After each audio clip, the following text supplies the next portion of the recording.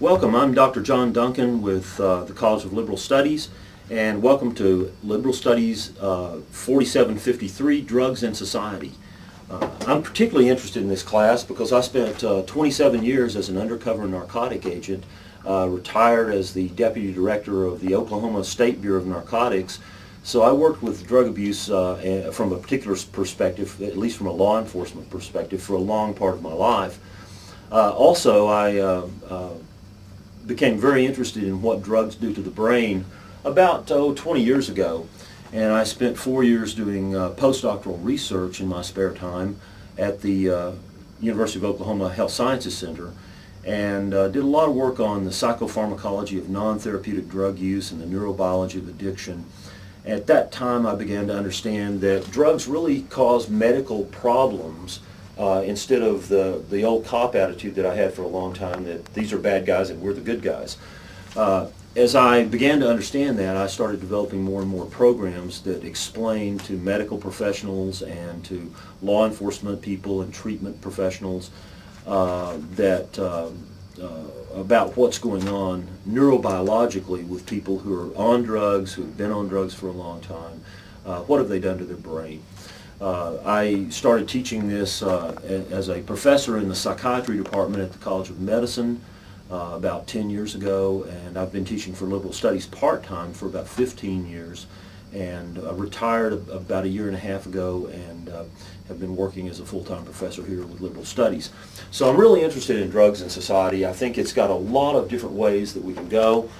Primarily, we have an enforcement mechanism to combat the drug problems in this country, and certainly in whatever jurisdiction you live. We have treatment and we have prevention. And these things cannot work in isolation. They all have to integrate. And I think part of what you'll get out of this class is the neurobiology of addiction. You're going to learn to understand what addiction really is. It's not a psychological thing. It's not a decision people make. It's not them just being bad. There are real changes to the brain. There's a rewiring of the medial forebrain bundle, or the extended amygdala in the brain, and this rewiring actually causes the feeding behavior, the survival orientation of the oldest precognitive part of the brain. I like to call it the lizard brain, or the reptilian structures. This part, we don't think. It's not part of our awareness. It's just part of our connection to the world. It's part of our survival urge. And when it becomes recalibrated around some type of substance, let's say methamphetamine, when your pleasure chemistry and your behavior and your pattern recognitions and your impulses and your incentive all become focused around a certain survival behavior, at least it's fooled your brain into thinking it's survival, then it changes the way you interface with the world. And that recalibration is really what addiction is. So hopefully we'll learn a lot about that. We're going to learn about different drugs, what they do to the brain, what their effects are, how to discern whether someone is on those drugs. We're going to learn about how drugs are manufactured and distributed. You'll also learn about different social groups and how their drugs have affected those social groups.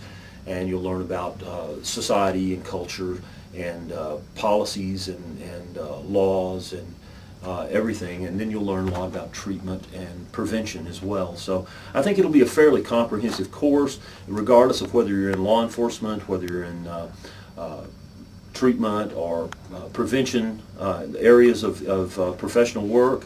Any of those, I think you'll really enjoy this class. If you're outside of that, I think it's something that's pertinent to everyone in our society, and I think you'll have a good time here. So I'm available for any kind of questions.